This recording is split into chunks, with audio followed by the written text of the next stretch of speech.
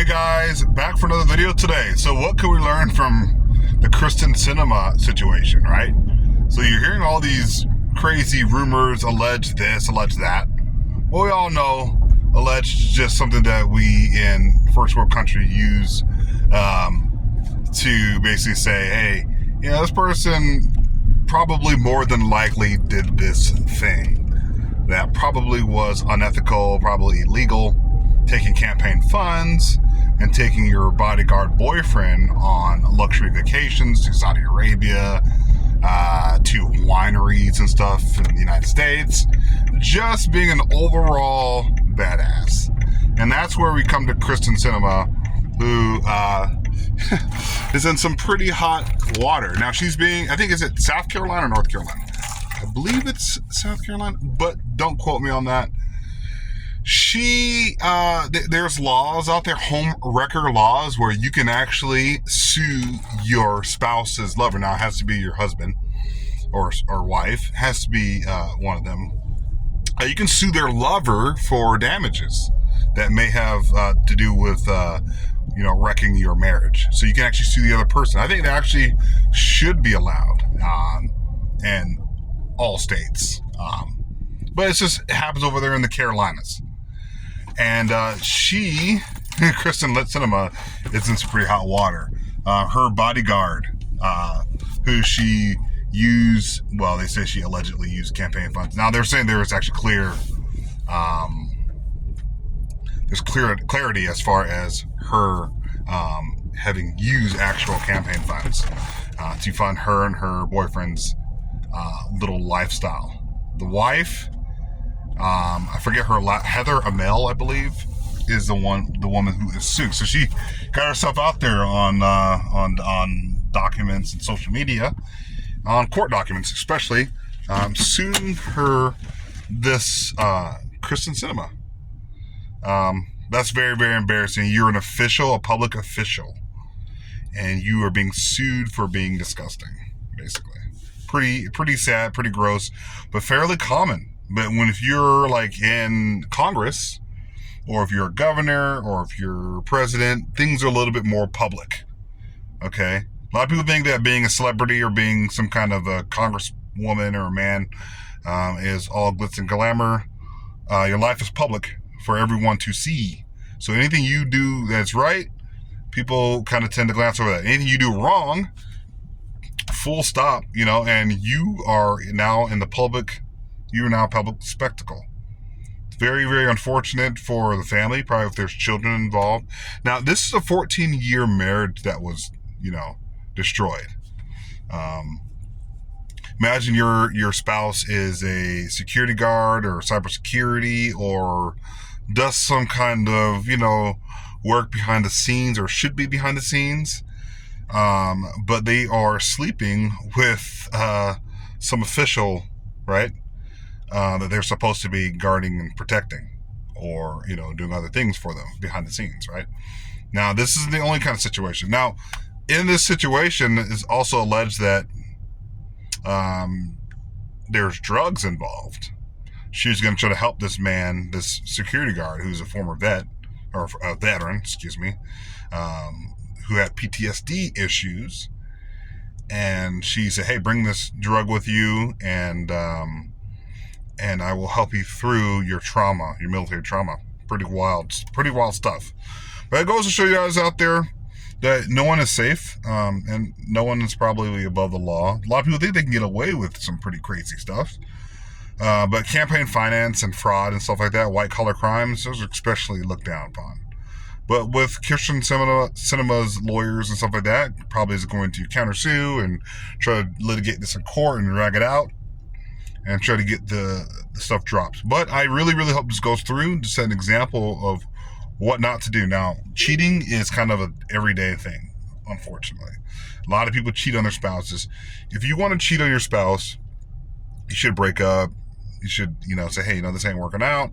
But most people just want to hide behind anonymity, and they want to still have their cake and eat it too. They don't want to deal with the consequences of their actions.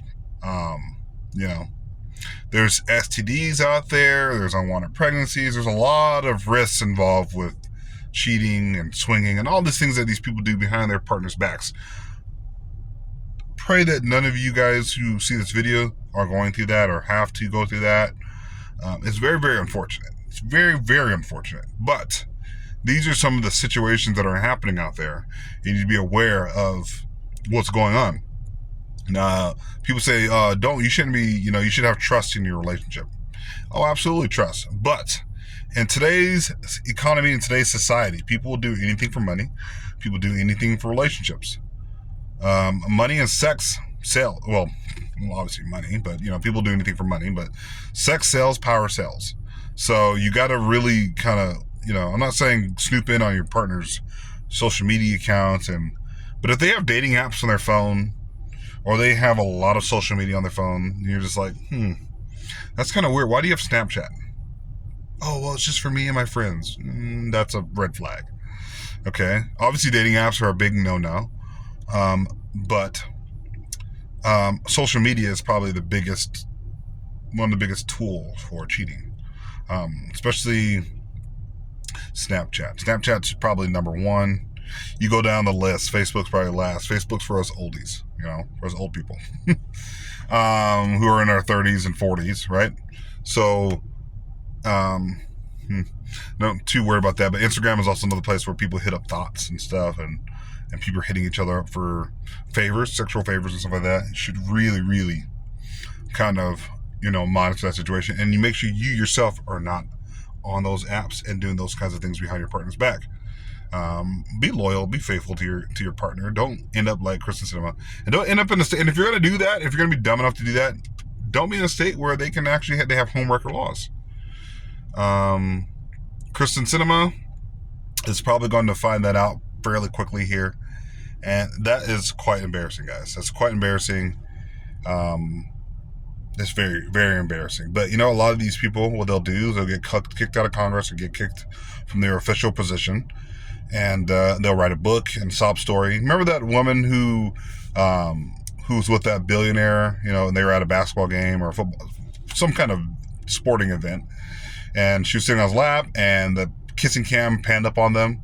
Probably the person who probably was scrolling the cam looking for people, cute couples, probably saw them and said, "Hey, doesn't that couple look pretty familiar? That guy's a CEO of a Fortune 500 company, and that is not his wife." So let's pan on them. That's probably what happened, But now that woman is on a tour saying that I'm a victim and this is not fair and woe is me. When you're going to a national sporting event where people actually can see that you are involved in and then she tried to say that they just basically a meetup and they weren't sleeping together. Yes, they were. Affairs usually happen like that. People aren't just going to basketball games just to go to basketball games. They are going to these events after they've been one or two times probably sleeping with the partner, and she cheated on her husband. He probably cheated, and I think he cheated on his wife. The CEO cheated on his wife, and he got fired. Her life's ruined. But guess what? He's a billionaire, so his life is probably going to go on the same. And hers isn't. Now, her claim to be the victim, but don't believe it. Her name's Stephanie something. Don't know. Don't care. But cheating shows that some cheaters prosper, but, the normie doesn't. So don't be that person, and don't go out there and think that you can get away with some of these things. These are juicy stories. They're unfortunate stories, but guess what? The consequences can be pretty major, especially if if you're a public figure, or even if you're a private figure and you're sleeping with a public figure, that could ruin your life right there. So don't be that person. Don't be a Kyrsten Sinema, and don't be the lover of a multi-billion-dollar CEO, because the billionaire is going to go on with his life. You making $40,000-$50,000 a year. Well, your life is now up in upheaval. Divorce, you're only making that much money, and your spouse is going to leave you, and the kids, and it's just a complete and utter disaster. If you're Elon Musk, yeah, you can get away with that stuff. You're a trillionaire. Normies, not so much. Okay, so I say watch your P's and Q's. Don't be on dating apps, especially don't be on social media cheating on your partner behind their back. Be loyal, be faithful. If things aren't working out, maybe divorce. I would just say divorce. Don't say, oh, let's just break it up and come back. No, don't do that. Because what you're doing is you're exposing your partner and you're exposing each other to STDs and unwanted pregnancy and all kinds of stuff that your kid's going to have to deal with. Unfortunately, when mom's pregnant by some dude down the street, or dad got some woman pregnant down the street, right? You're exposing your kids to a lot of traumas and to unhealthy relationships. So don't do that. Divorce if you feel like, hey, we're out of love, we're not really want to be together anymore. American culture and dating culture is just synonymous with just toxicity and evil and stuff that you shouldn't be involving yourself in. I've heard of stories of, a woman divorces her husband because she's not really in love with him anymore, and then the first thing she does is she goes out and catches an STD right away. That's all I gotta say about that. So hit that like, subscribe button, continue to check out my content, and I'll talk to you guys later. Love you guys. Peace.